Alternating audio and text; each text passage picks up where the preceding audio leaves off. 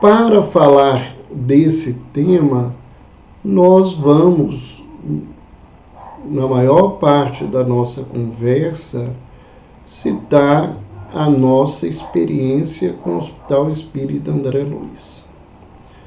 Então, muitas pessoas, embora possam estar nos acompanhando há algum tempo, talvez não conheça a nossa história com o hospital. Nós fomos para o hospital em janeiro de 1979, há exatamente 43 anos e 10 meses, e fomos para fazer um trabalho como médium, um trabalho voluntário. Eu já estudava medicina, mas tinha muito pouco tempo que eu tinha me ligado ao espiritismo e eu não conhecia, não sabia sobre o Hospital Espírita André Luiz.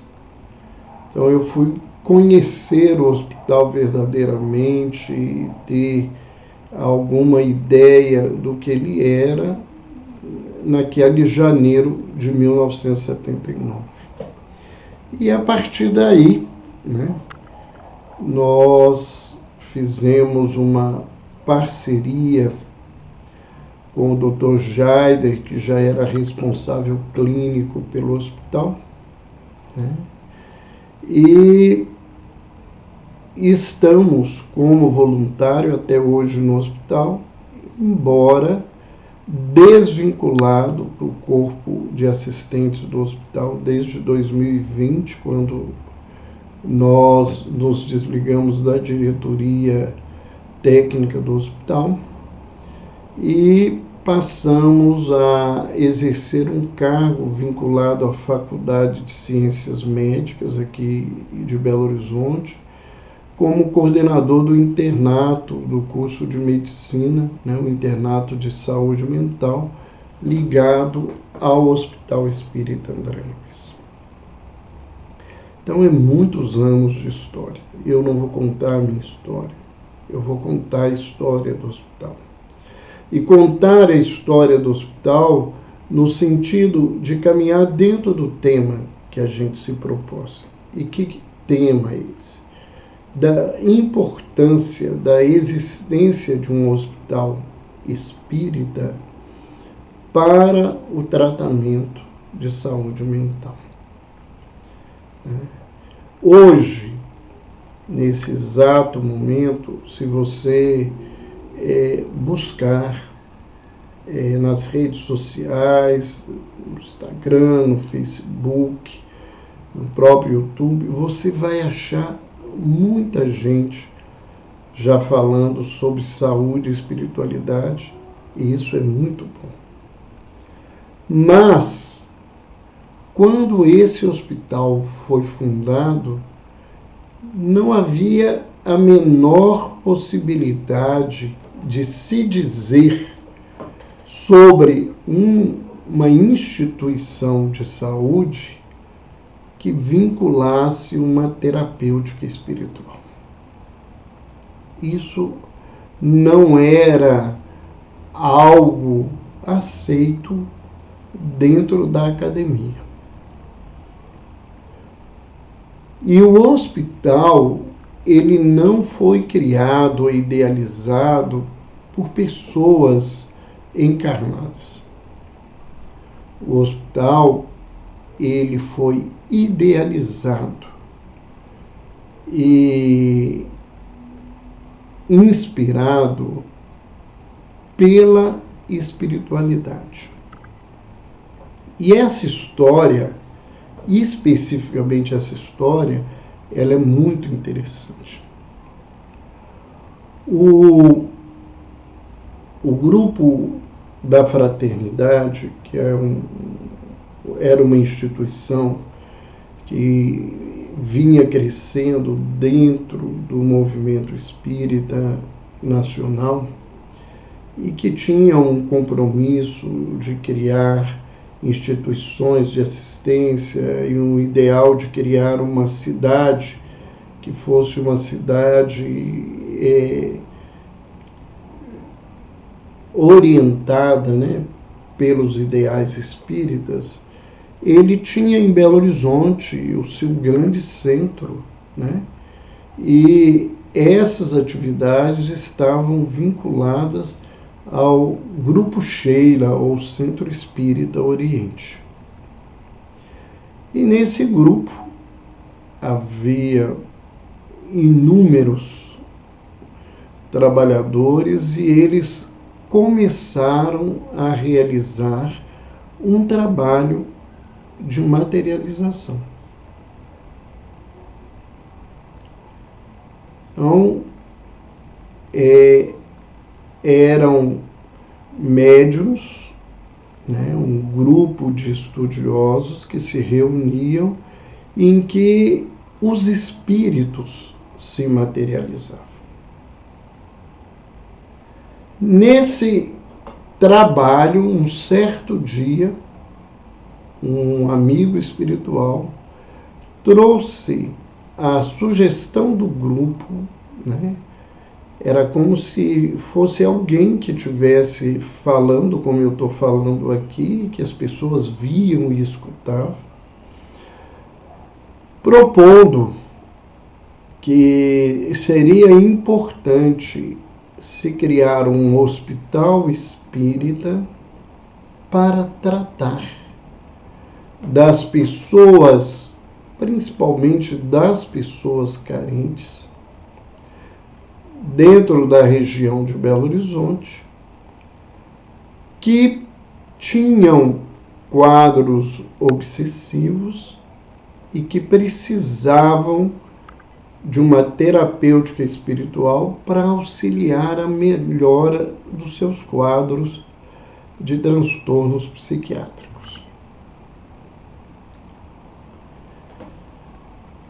Esse grupo, um grupo de idealistas, em 25 de dezembro de 1949, então vocês veem que é muito pouco depois do pós-guerra, da Segunda Guerra Mundial, esse grupo de idealistas, então, fundou o Hospital Espírita André Luiz, na ata, no papel, né, na busca de poder comprar um terreno, construir, estruturar todas as coisas para que esse hospital pudesse funcionar.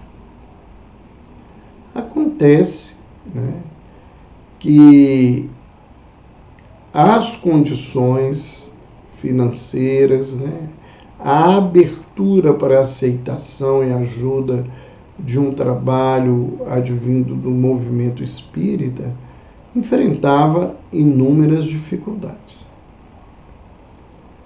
O hospital contou com o grupo da fraternidade, melhor dizendo, ele contou com a ajuda não só de espíritas que foram aderindo e ajudando esse trabalho, mas de dois grupos que se fizeram muito importantes para a manutenção da obra e da construção de todo o trabalho. Foram extremamente importantes. Eram os maçons e a comunidade judaica de Belo Horizonte. Dentro daquilo que a gente pôde estudar e buscar entender, né, e quem não tem ideia, esse é um dos livros, né, nós tivemos um outro livro que a gente escreveu quando o hospital fez 30 anos,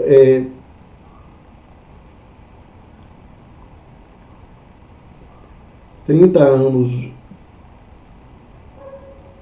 de trabalho, né? Não é de fundação, desculpa aí. E esse é o outro livro que nós escrevemos junto com a companheira Lucrécia Rodrigues do Vale, como homenagem ao Hospital 50 anos, Hospital Espírita André Luiz, da revelação espiritual à prática clínica. Então, essa não é uma obra que foi vendida, né? Ela foi distribuída às pessoas que estavam vinculadas à instituição, os profissionais, os voluntários, a comunidade que ajuda, as parcerias do hospital, todas receberam um volume desse livro. E o hospital, então, ele gastou para ser inaugurado 18 anos. Então foi a 18 de outubro de 1969 que nós tivemos, de 67, me perdoem as datas, estou controlando as emoções para falar de um tema que me encanta muito, né? Então, nessa data, o hospital foi inaugurado. E inaugurado, né, com uma estrutura menor do que ele tem hoje, mas ele, na época, ele possuía um terreno muito maior do que é o atual. Parte do terreno foi doado a outras instituições espíritas. Perto do hospital tem 2 instituições que atendem crianças da comunidade. O hospital fica muito perto e vinculado a uma comunidade de Belo Horizonte, que é a comunidade Ventosa. E o hospital, né, ele foi também doou terreno para que fosse feita escolas pelo Estado para atender essa comunidade. Então, ele reduziu o terreno e aumentou a sua estrutura. E na inauguração do hospital, né, tiveram presentes pessoas muito importantes da política de Minas Gerais, né, porque um dos grandes colaboradores e fundadores do hospital, ele foi assessor, né, do Salgado Filho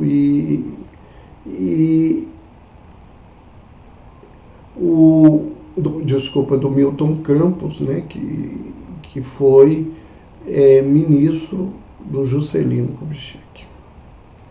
E várias pessoas estiveram vinculadas. O hospital, então, pôde abrir as suas portas e, naquele momento, todo o seu trabalho era ligado ou à filantropia ou ao antigo INPS, né, e ao Instituto da Polícia Militar de Minas Gerais.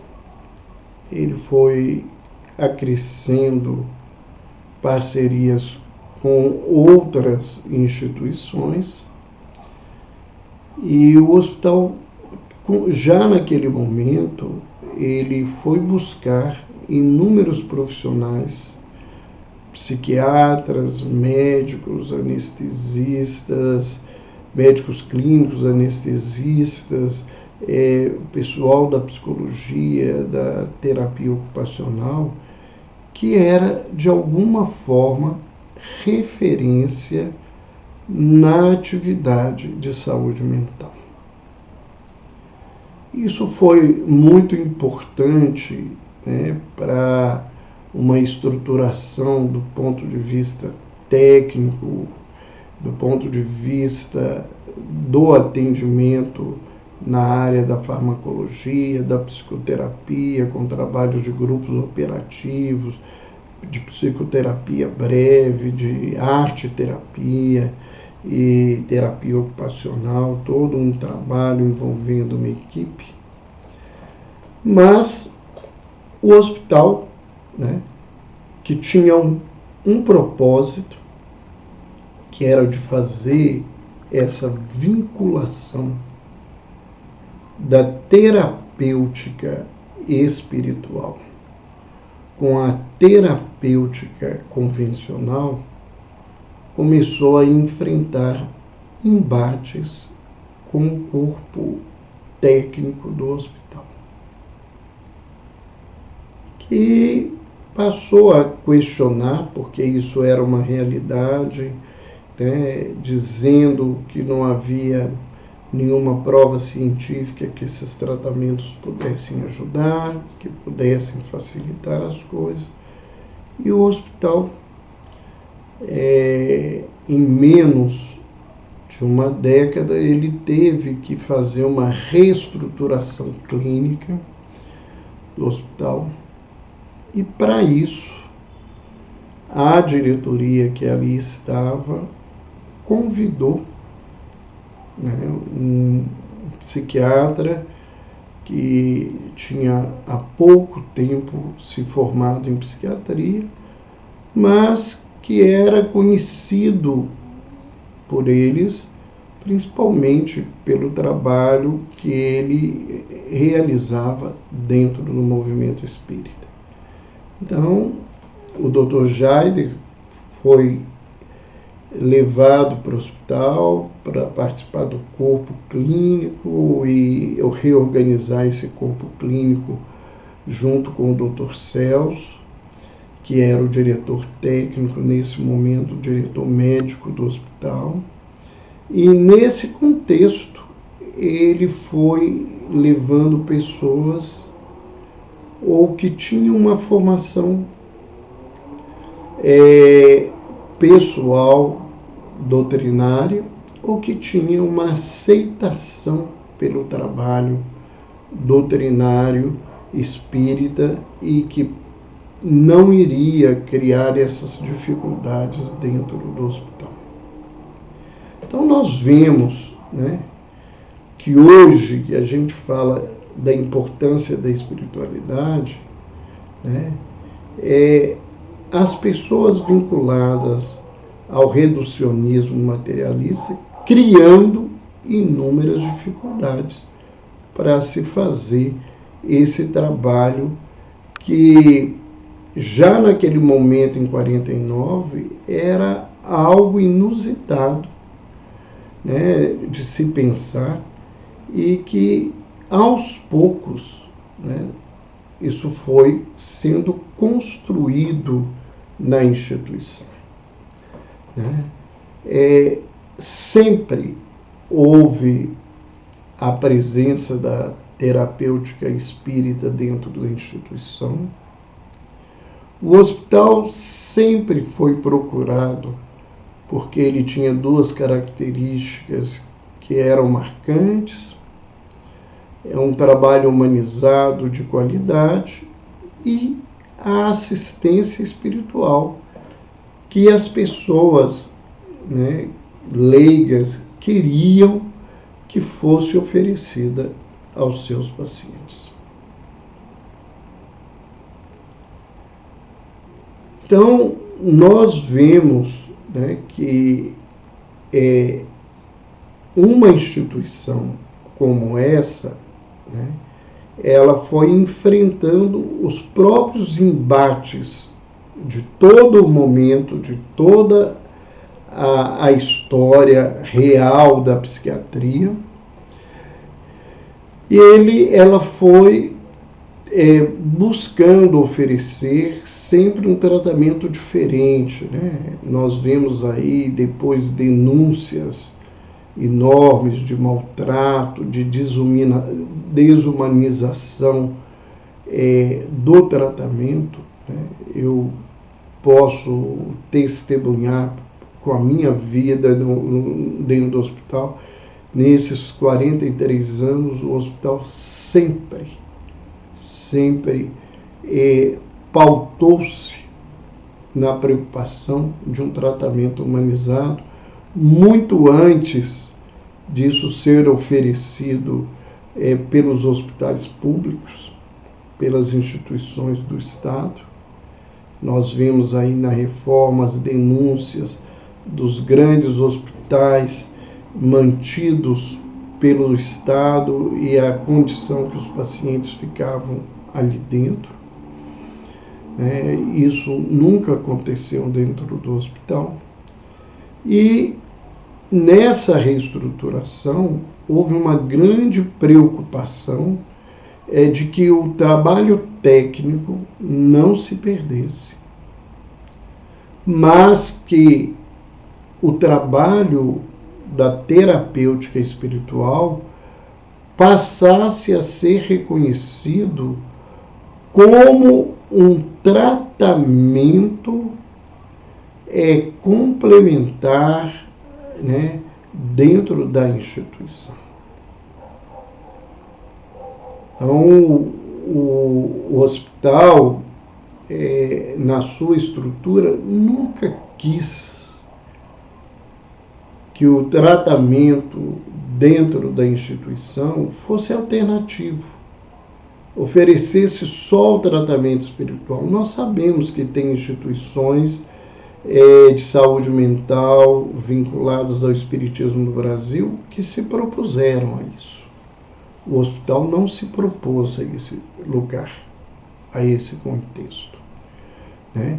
O hospital, ele sempre pautou-se em oferecer, né, um tratamento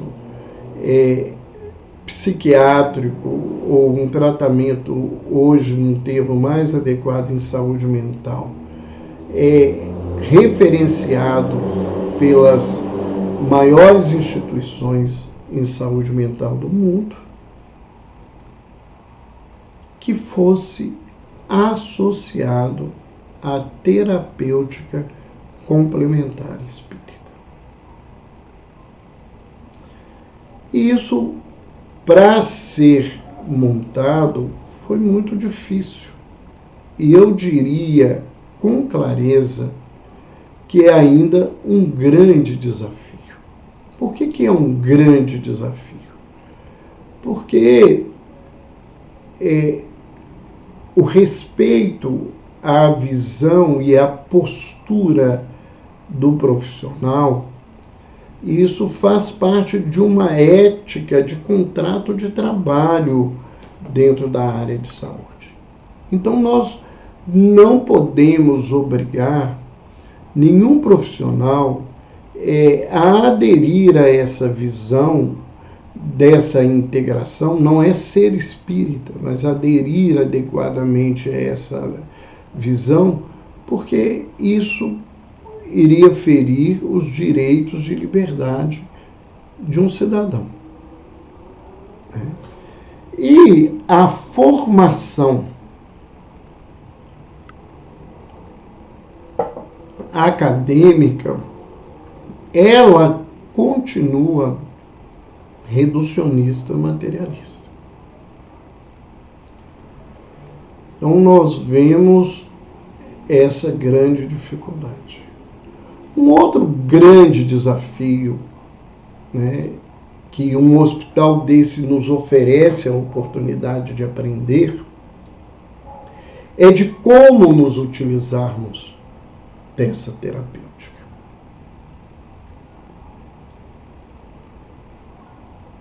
Uma das coisas mais importantes da minha vida profissional foi aprender, através do estudo, da reflexão e da prática, o que indicar e como indicar as coisas dentro de um tratamento. Não é só a terapêutica espiritual. É como fazer uma receita de um medicamento. Como falar de uma psicoterapia. Como propor um tratamento psicoterápico familiar. Como dizer para as pessoas da importância da fé que elas têm e que elas podem se utilizar das suas crenças e das suas práticas como recurso para o tratamento no seu dia a dia.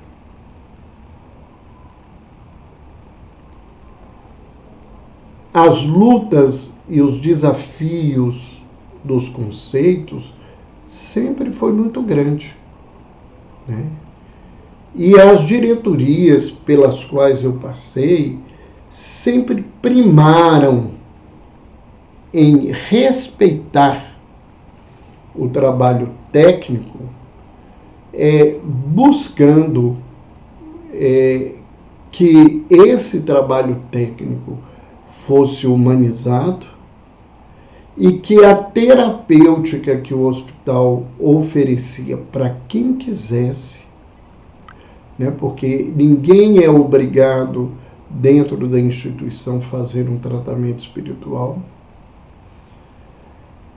Esse trabalho, essa forma de lidar, ela sempre esteve presente. Sempre esteve presente. Na medida que esse grupo, liderado pelo Dr. Jaime, foi desenvolvendo uma tarefa, tanto no campo médico, psicológico, da terapia ocupacional, do serviço social e do departamento de assistência espiritual, pouco tempo depois foi elaborado por uma equipe de profissionais do hospital o tratamento biopsíquico sócio-espiritual, que integrava todas essas terapêuticas, que buscava, que oferecia aos pacientes um tratamento medicamentoso, uma assistência terapêutica, mas também um trabalho espiritual com voluntários que foram cada vez mais se preparando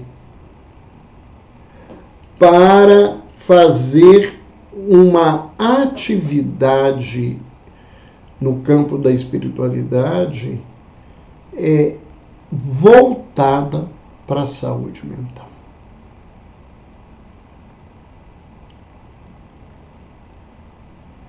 Talvez, né, pode ser que outros companheiros tenham uma visão diferente.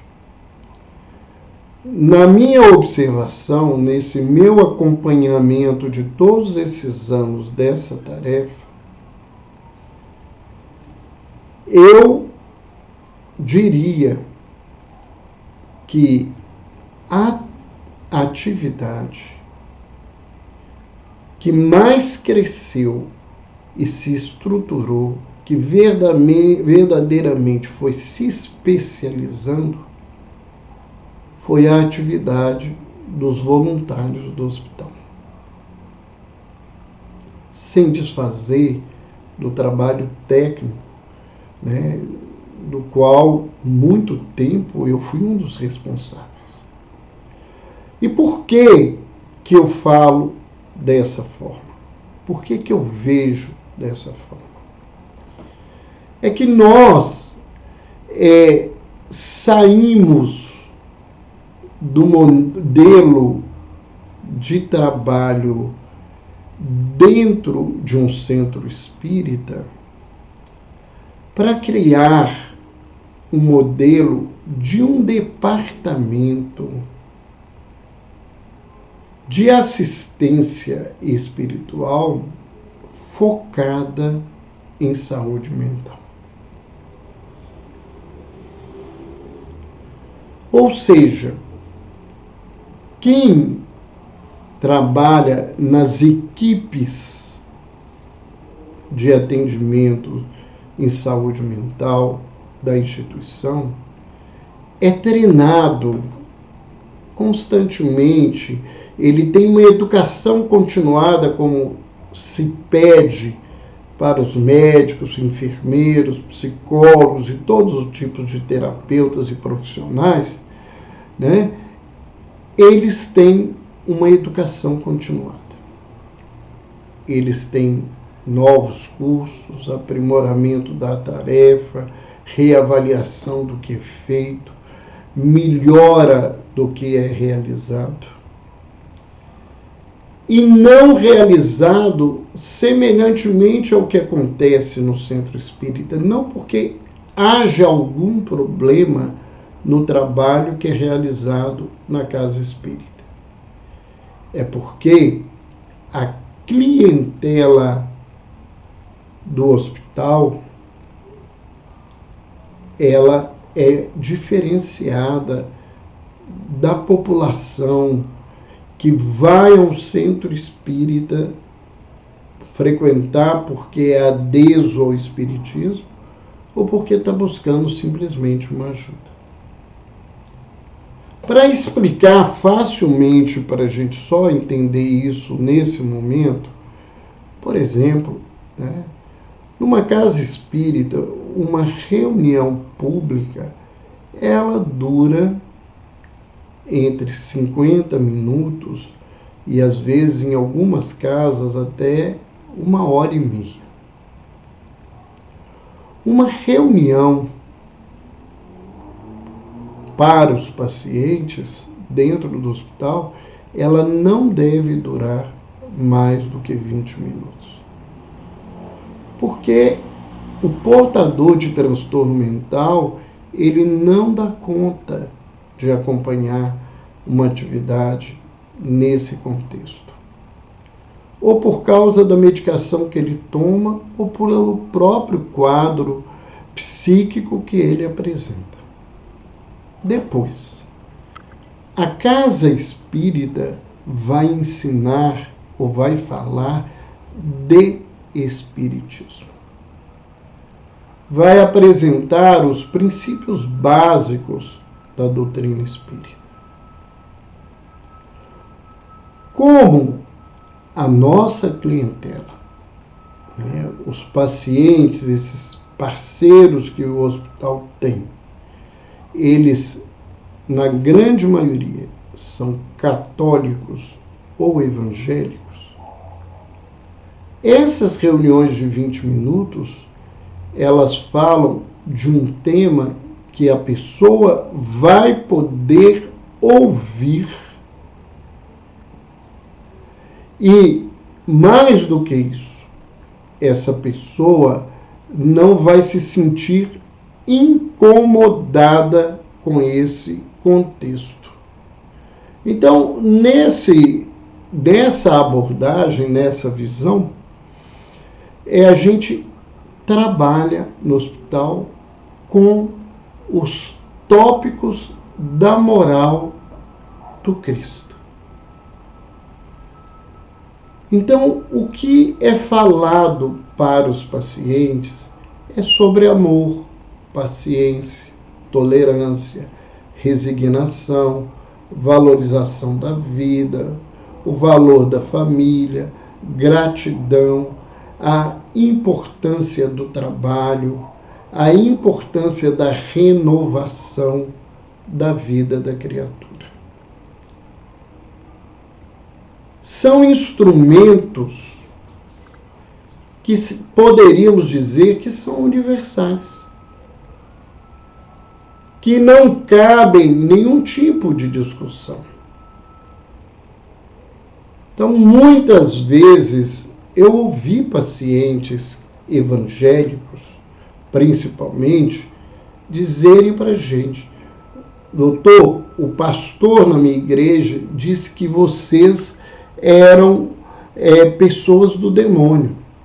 Mas eu tenho ido às reuniões, porque eu quis ir às reuniões, e eu só ouço falar de Jesus e da moral de Jesus.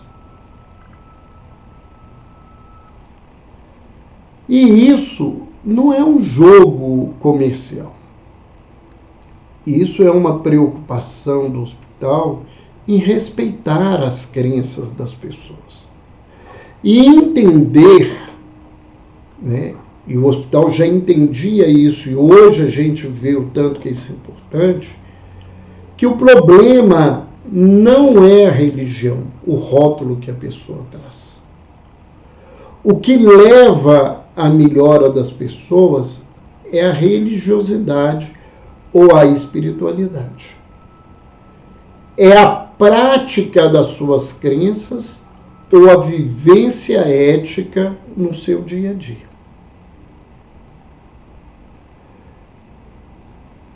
Nesse contexto, nesse sentido, né, a gente teve sempre essa preocupação. Então, os temas, eles são estudados pelas equipes. Há todo um cuidado de não ter que falar sobre temas polêmicos, como reencarnação, mediunidade, manifestação dos espíritos. Não, isso não é necessário. Os pacientes, né, eles são recebidos, eles têm um atendimento fraterno. Esse trabalho, como outros trabalhos, tiveram um interregno muito grande por causa da pandemia, porque a grande maioria dos voluntários do hospital tinham mais de 60 anos. E muitos deles com algumas comorbidades. Então, anteriormente à pandemia, todos os pacientes que as famílias consentiam com o tratamento e o paciente também aderia ao tratamento, todos os dois tinham que assinar e ainda tem que assinar um consentimento pedindo a assistência espiritual. Todos eles tinham um atendimento chamado atendimento fraterno, onde uma dupla de voluntários sentava-se com o paciente para ouvi-lo, para recebê-lo, para apresentá-lo ao hospital, e o hospital ser apresentado a ele, para dizer do que a gente poderia oferecer no campo da assistência espiritual e explicar como que essas coisas eram feitas, principalmente dizendo e tranquilizando a eles que eles não participariam de nenhuma atividade que tivesse manifestação de espírito, nada disso. Eles não teriam nenhum contato com esse tipo de prática no hospital. Não porque ela não exista, porque ela não é feita para a assistência dos pacientes. O trabalho mediúnico é um trabalho sério dentro da instituição. Ele não é um espetáculo para quem não conhece assistir. Ele é uma atividade de atendimento para as pessoas. Então, eles recebiam todo tipo de informação e ainda se oferecia, se fosse preciso, que eles poderiam voltar para esclarecer o que fosse necessário. E algumas vezes eles eram e são convocados pelo departamento a procurar os pacientes para orientá-los sobre determinadas necessidades dos tratamentos que eles têm. Informações que vêm do trabalho mediúnico, da discussão dos casos da equipe espiritual e que são passados para os pacientes ou quando eles não têm condições de receber para os seus familiares. Ainda, dentro dessa visão, olha que esse atendimento ele é extremamente cuidadoso. Nenhum dos atendentes poderá, em algum momento, questionar ou estimular os pacientes a abandonarem a terapêutica que eles recebem dentro do hospital, ficando só com a terapêutica espiritual. E algumas vezes que pessoas que estavam no voluntariado teimaram em fazer alguma coisa dessa, elas foram afastadas da tarefa, porque esse não é o objetivo do hospital. Se a pessoa vai para o hospital e é espírita ou quer estudar espiritismo, ela pode até ter oportunidade de estudar o espiritismo, Mas nenhum paciente precisa participar de algumas reuniões, que são poucas, e que falam da doutrina espírita. O hospital, ele oferece a terapêutica do passe, que é a menina dos olhos dos pacientes. Eles às vezes não querem ir para a reunião de estudo, como acontece na realidade, no dia a dia das pessoas. As pessoas às vezes chegam na casa espírita no final só para tomar passe, não frequentam uma reunião. Tem muita gente que só busca o momento do culto de qualquer religião em que haja essa manifestação do maravilhoso para eles. Eles querem um milagre, eles não querem um processo de mudança. Esse é um grande desafio.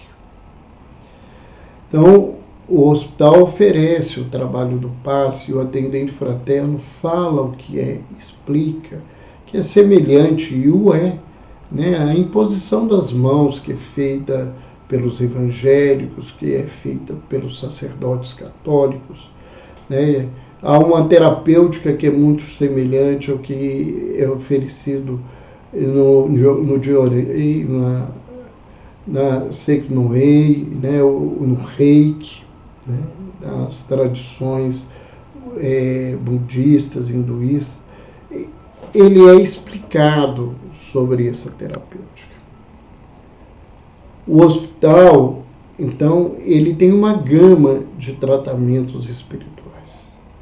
Reuniões de desobsessão para os pacientes, das quais eles não têm acesso a informações, porque nós não estamos lá para movimentar isso para as pessoas, que elas fiquem interessadas no espiritismo por causa do fenômeno. O hospital tem reuniões mediúnicas de orientação, quando os casos são difíceis, eles são levados para um grupo. Nesse grupo, depois da orientação, a equipe de colaboradores discute os casos, montam estruturas de trabalho. Nessa dinâmica de crescer, de evoluir o trabalho, o hospital criou uma dinâmica de um trabalho de passes, que se chama passes específicos, aonde se buscando evidências doutrinárias e os resultados que se alcançam no hospital, se estruturou equipes para atender individualmente casos que precisam desse tipo de ajuda. O hospital tem uma sustentação de oração de voluntários que vão e que oram nos setores, oram em determinados momentos para que a vibração do hospital se mantenha, né? E inúmeras outras tarefas, todas elas trabalhadas no sentido da assistência em saúde mental. Então, os voluntários, eles não são formados em medicina, psicologia, enfermagem, não. Alguns até são médicos, psicólogos, enfermeiros, assistentes sociais, terapeutas ocupacionais. Mas os voluntários, eles estão ali para oferecer uma terapêutica espiritual que respeite as crenças dos pacientes e que eles possam sair dali e utilizar aquilo que eles acreditam no dia a dia para ajudar o tratamento médico e psicológico que eles recebem. Então, a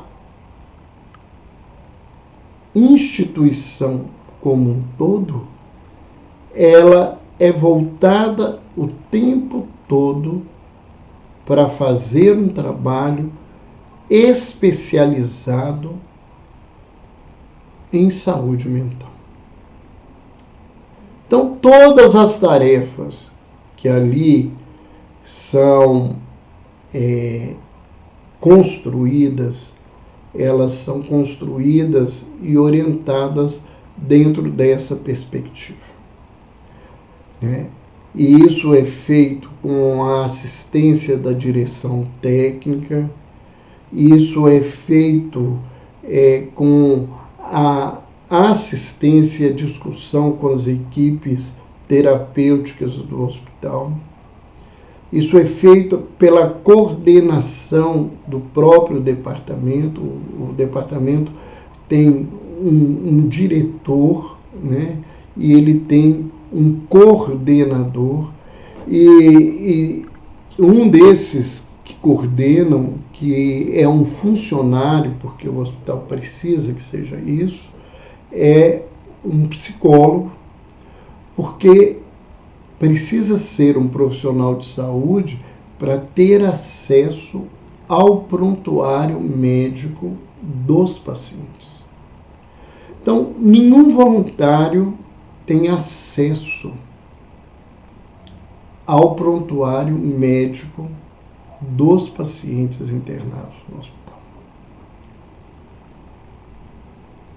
Eles têm acesso ao prontuário espiritual, porque o departamento ele constrói para cada paciente que é internado um prontuário onde as ações desses pacientes são anotadas, se eles participam do passe, se eles participam da reunião de estudo do Evangelho, se eles foram para desobsessão, para orientação mediúnica, se eles tiveram atendimento fraterno, tudo isso é anotado para que haja toda uma informação sobre os casos dos pacientes.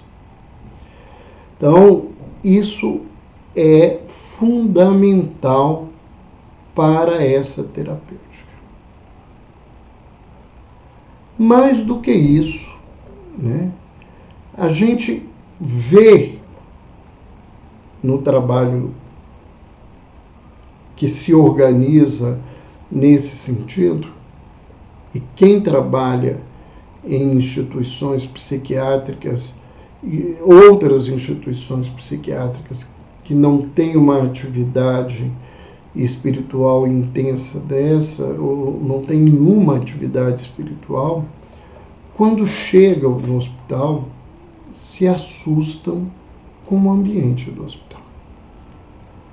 Primeiro, as pessoas se encantam com o ambiente físico. O hospital é um hospital realmente com uma estrutura física bonita, tem pátios grandes para os pacientes masculinos e femininos ficarem, né? O hospital é rodeado de árvores, uma arborização grande, né? E lá dentro, né, raramente você vê um paciente gritando o tempo todo, agitado o tempo todo, e não é porque ele está sedado. Às vezes, quando preciso, é porque o ambiente, ele é um ambiente diferente. Nós medicamos para sedar pacientes no hospital um número menor do que normalmente outras instituições que são hospitalares, né, que fazem parte, né, dessa atenção terciária de saúde mental, utilizam.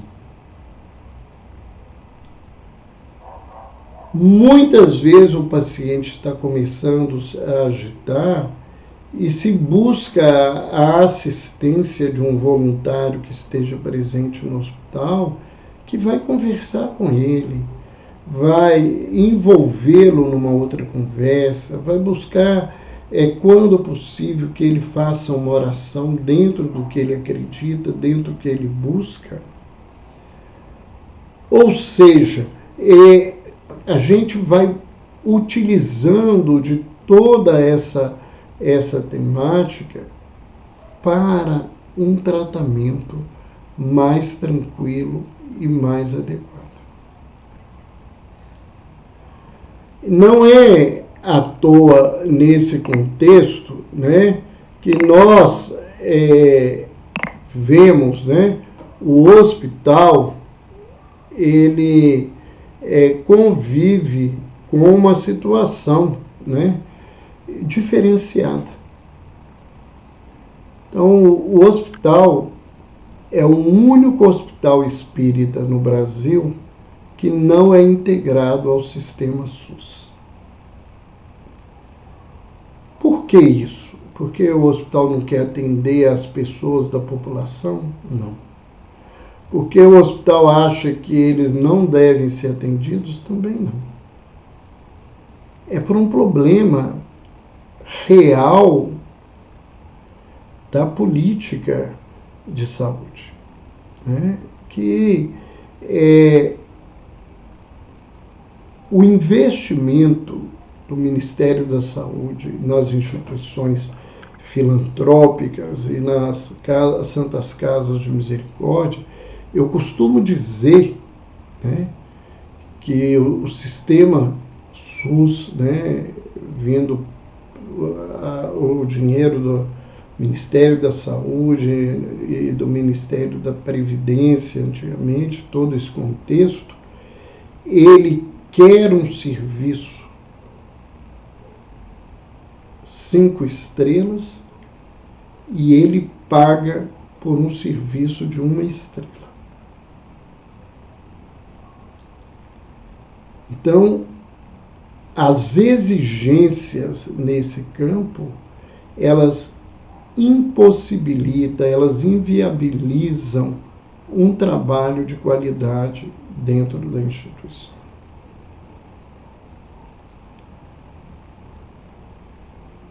A grande maioria das Santas Casas do Brasil estão sempre em regime de pré ou falência, precisando passar o prato, né, para recolher moedas.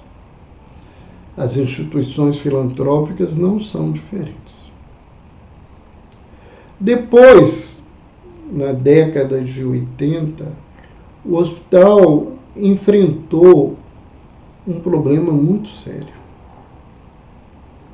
Muitos dos profissionais que trabalhavam na auditoria do serviço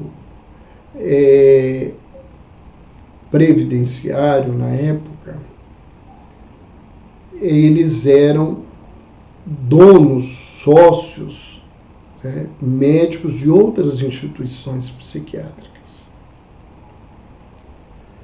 E, naquele momento, havia uma centralização para encaminhamento de pacientes psiquiátricos numa instituição do governo estadual, que era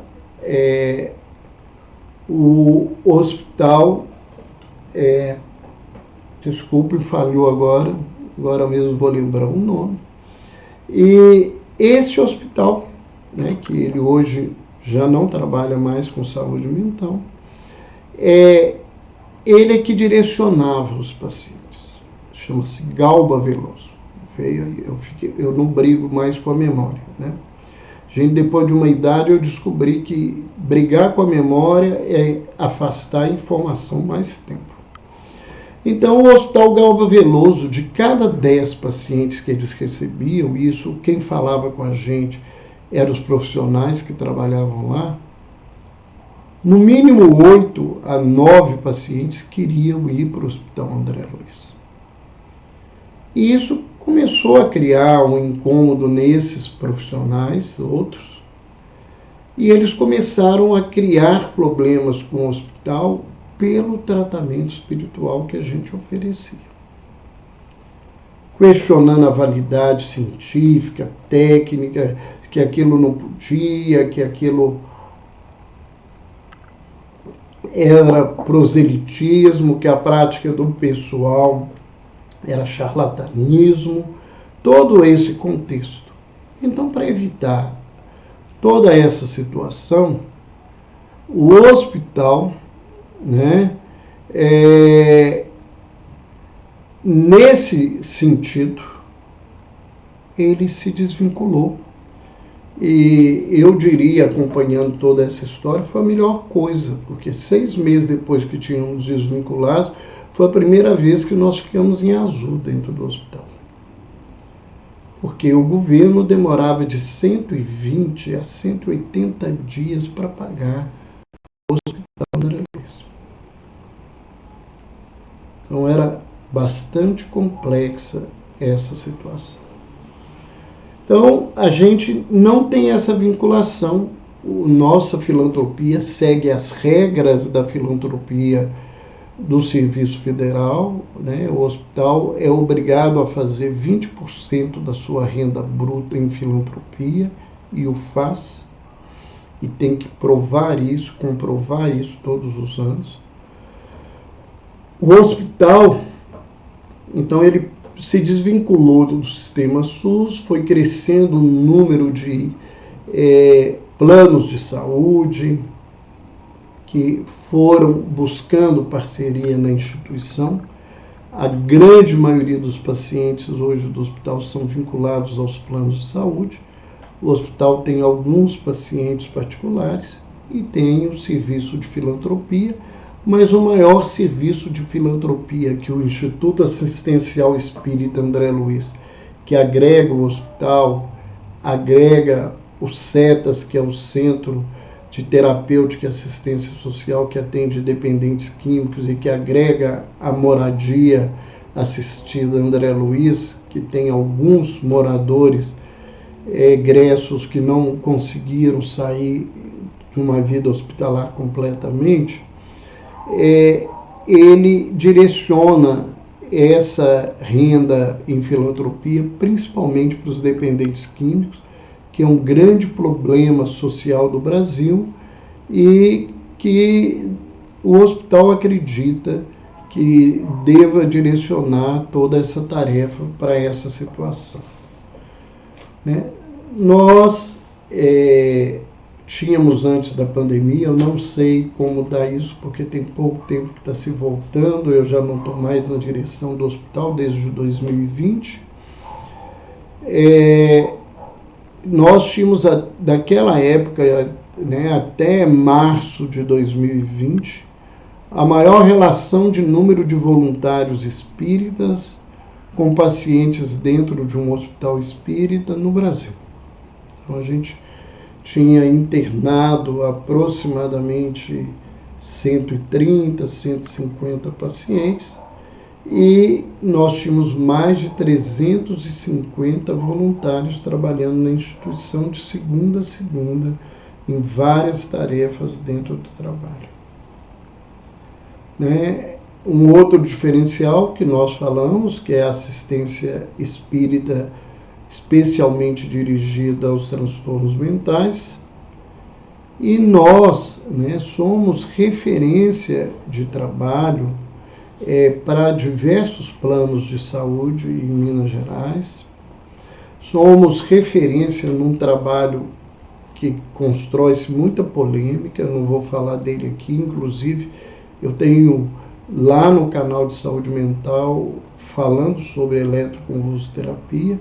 O hospital é referência desse trabalho. O trabalho de eletroconvulsoterapia do Estado foi baseado na terapêutica, no trabalho humanizado. O hospital tem um centro moderno de atendimento, de amparo aos pacientes, para que esse trabalho seja feito com a maior dignidade possível. Sempre buscamos, só aprimoramos esse contexto, né? E o hospital é uma referência nesse trabalho associado dentro do movimento espírita. Nós temos vários outros hospitais que também fazem esse trabalho de referência, né?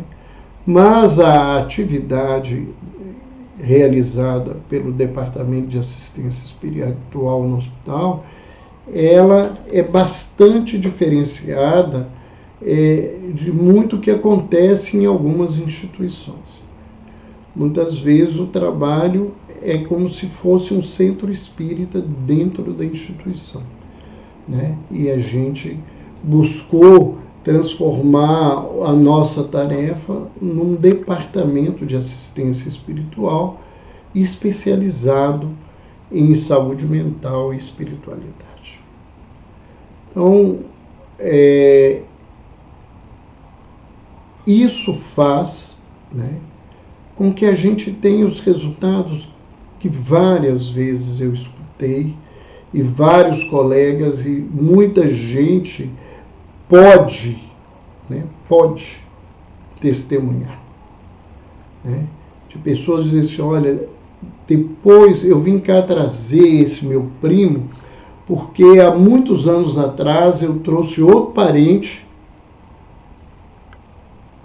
ele já tinha passado por vários hospitais, ele já tinha feito vários tratamentos, e depois que ele recebeu assistência aqui, ele nunca mais precisou ser internado, ele voltou a ter uma vida quase normal, ele hoje toma pouco remédio, nenhum remédio, ele buscou a adesão a uma religião e se encaminhou na vida. Várias vezes os plantonistas nos relatavam dentro do hospital que eles achavam muito interessante, porque o paciente chegava para a entrevista com o médico no plantão tranquilo, e as famílias viravam e falavam assim: eu não sei explicar, doutor. Ele estava quebrando a ambulância, ele estava quebrando o carro. A hora que nós passamos o portão do hospital para cá, foi como se jogasse água na fogueira.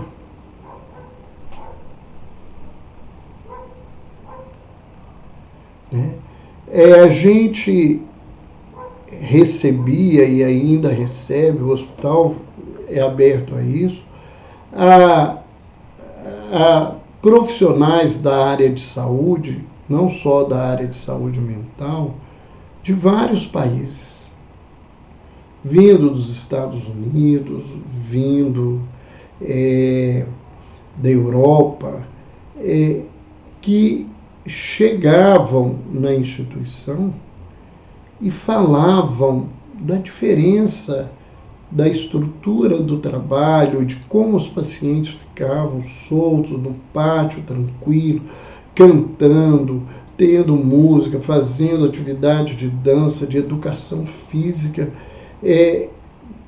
né, numa procura de que a coisa, do ambiente mais tranquilo possível, que muitas vezes eles não conseguiam ver, e que muitos hospitais, os pacientes estavam o tempo todo, né, sedados.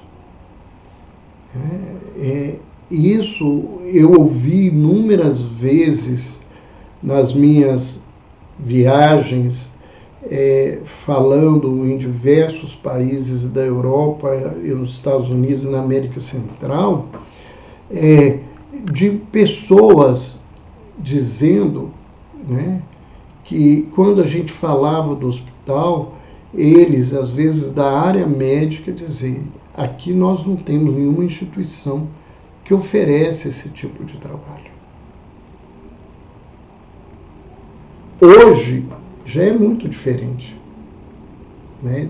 Depois da década de 70 e mais se aproximando no final do século passado e no início do século, houve uma mudança muito grande, né? Por quê? Porque nessa busca de dados para ver o valor, né, o que um adoecimento pode fazer com a vida, com a qualidade de vida das pessoas, que isso foi o que fez uma mudança da valorização da própria saúde mental dentro da Organização Mundial de Saúde, né, dentro das políticas dos ministérios de saúde no mundo. Também foi visto essa evidência por vários trabalhos que são cada vez mais publicados. Se vocês procurarem uma plataforma de trabalhos científicos, e essa plataforma, né, vocês colocarem lá saúde e religião, colocarem oração, colocarem espiritualidade, vocês vão encontrar mais de 15 mil artigos nos últimos 30 anos publicados sobre o assunto.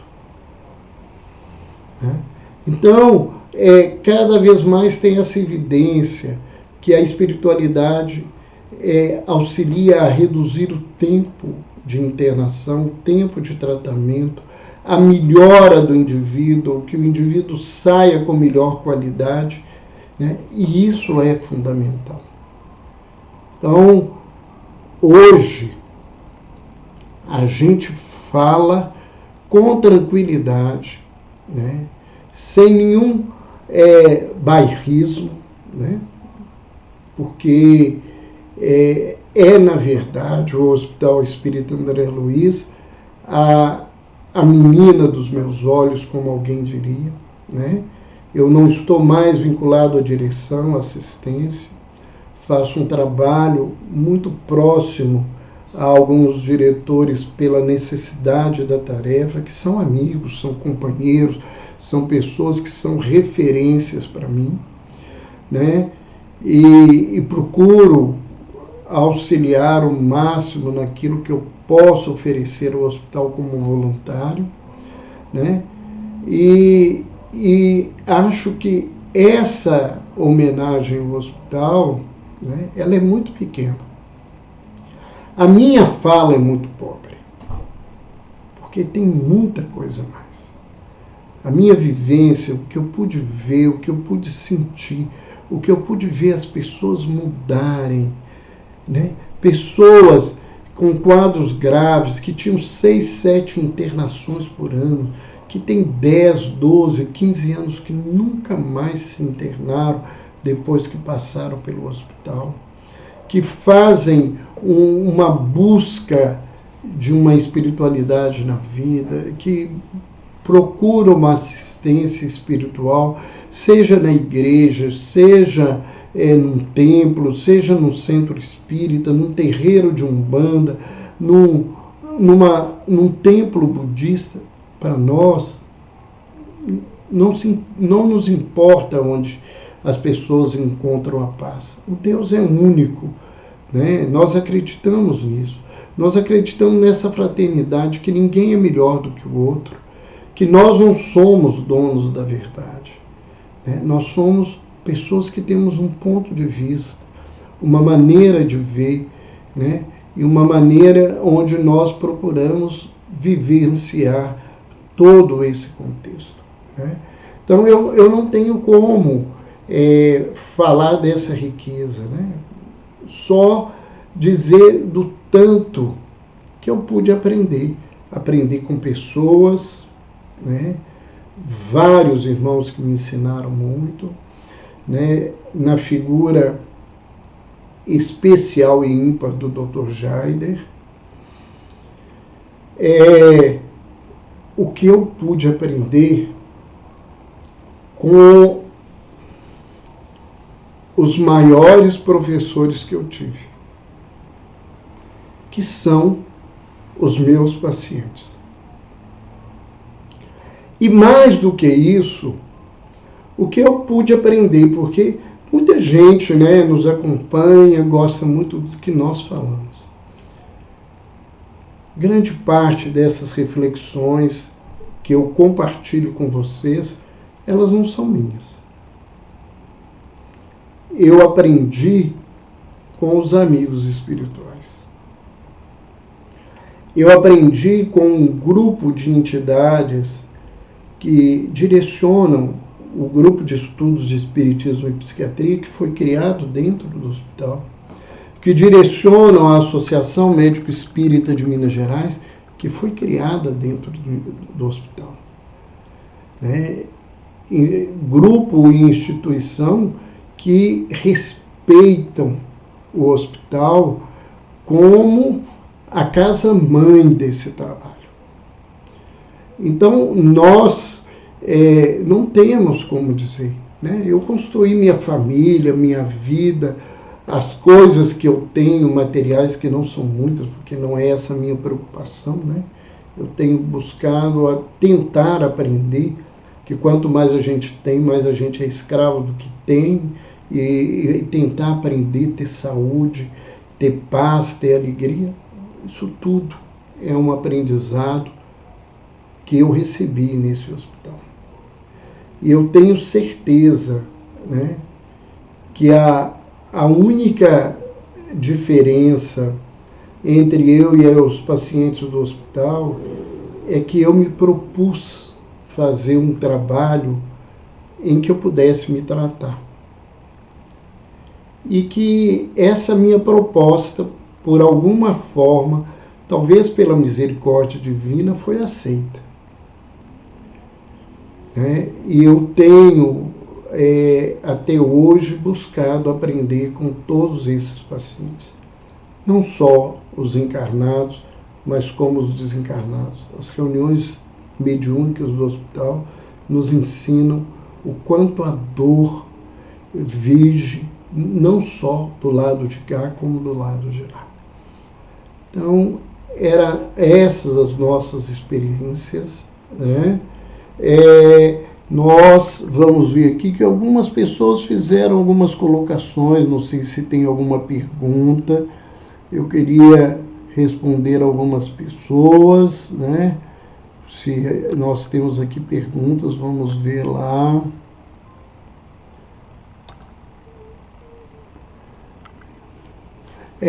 A Margarete fala assim, já era a pedra fundamental da abordagem do ser integral, não é?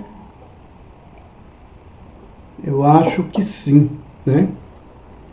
O hospital, ele precede muito esse trabalho de integração que a gente vê hoje, né?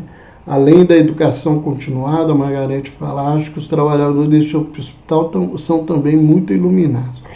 A gente do hospital busca aprender alguma coisa, né? A gente mostra para cada trabalhador, principalmente do departamento, que todos eles são terapeutas e que eles precisam oferecer o melhor e que, antes de tudo, a gente é terapeuta de nós mesmos, né?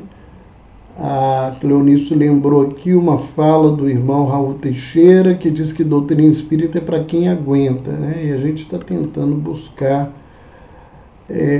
Muitas pessoas elogiando o trabalho, né, que a gente está apresentando. Estamos vendo aqui a colocação da Dolores, que maravilha, estou emocionado com os esclarecimentos que eu não tinha conhecimento, Deus abençoe, né? Um beijão para Dolores, uma outra mãe do coração que eu ganhei aí no movimento espírita.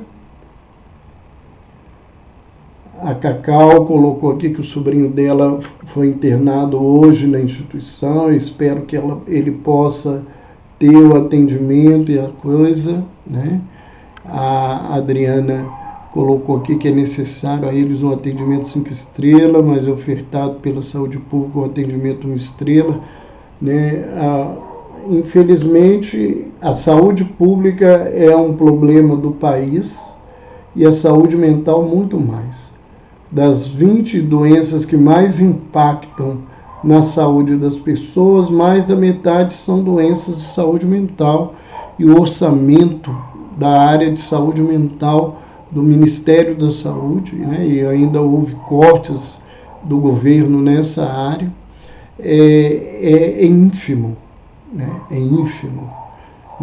Quando as pessoas criticam o CERSANS, criticam a assistência de nível primário e secundário em saúde mental, na verdade ela não funciona como deveria funcionar, porque os aportes para essa área, o número suficiente de terapeutas para atender essas pessoas, a gente não tem, né? Então isso é um grande problema e a gente precisa pensar nisso. Inclusive é momento da gente pensar nessa situação, né? Vamos aqui falando, Paulinho, esse grande amigo, obrigado aí, o professor por sua conta, meu querido, né? A Margarete falando aí que pôde conhecer, são falas. Muito obrigado aí pelas falas de algumas pessoas, pelo carinho de todo mundo. Nós estamos então encerrando o nosso trabalho, lembrando que essa live fica no Instagram, está gravada, mas ela vai ser colocada no nosso canal do YouTube. Se você não conhece, Dr. Roberto Lúcio no YouTube, é um canal de saúde mental e espiritualidade. Vá, se inscreva, isso é importante para que as pessoas possam conhecer os trabalhos de saúde mental. O YouTube tem que reconhecer que esses temas, eles são relevantes para as pessoas. Então, quando as pessoas se inscrevem, quando as pessoas curtem esses trabalhos, eles abrem esse espaço. E lá nós temos a notificação do sininho, todas as semanas nós temos uma novidade. Hoje mesmo já foi publicado um trabalho sobre felicidade, né? Nós, então, publicamos aí toda semana alguma coisa nesse sentido. Se gostaram, repostem para outros amigos a nossa live gravada no Instagram.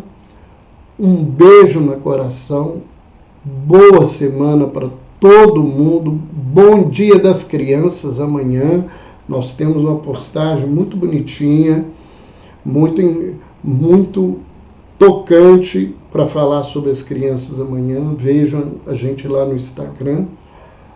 Cumprimentar desde já os professores, né? E lembrar para quem tiver interesse que a semana que vem o hospital tem uma semana de psiquiatria espiritismo que comemora a semana, o trabalho do hospital, né? Esse trabalho a gente, né, participou da criação dele em 82 e ele existe, né, até hoje, toda semana, e nós vamos ter pessoas, oradores de renome no movimento espírita, na área de saúde espírita, durante toda a semana. O juiz, né, o Haroldo, vai falar para a gente na segunda-feira. Na terça-feira vai falar a doutora Irvênia, que é veterinária, que participa da Associação Médico Espírita de São Paulo, que é uma especialista em neuroanatomia animal, referência no mundo. Na quarta-feira é o Dr. Andrei Moreira que vai estar falando. Na quinta-feira, me perdoe, falhou o nome da companheira do Movimento Espírita, depois eu vou publicar a programação. E na sexta-feira, para encerrar, o Dr. Jair Rodrigues de Paula vai estar falando. As reuniões de segunda, quarta e sextas podem ser presenciais ou online, e as reuniões de terça e quinta serão apenas online. Mas podem ir no site do hospital e vocês vão ter todas essas informações. Mas nós vamos divulgar todo esse trabalho, porque é um trabalho muito importante para todo mundo. Até terça-feira, com mais uma conversa sobre saúde mental e espiritualidade. Fiquem com Deus.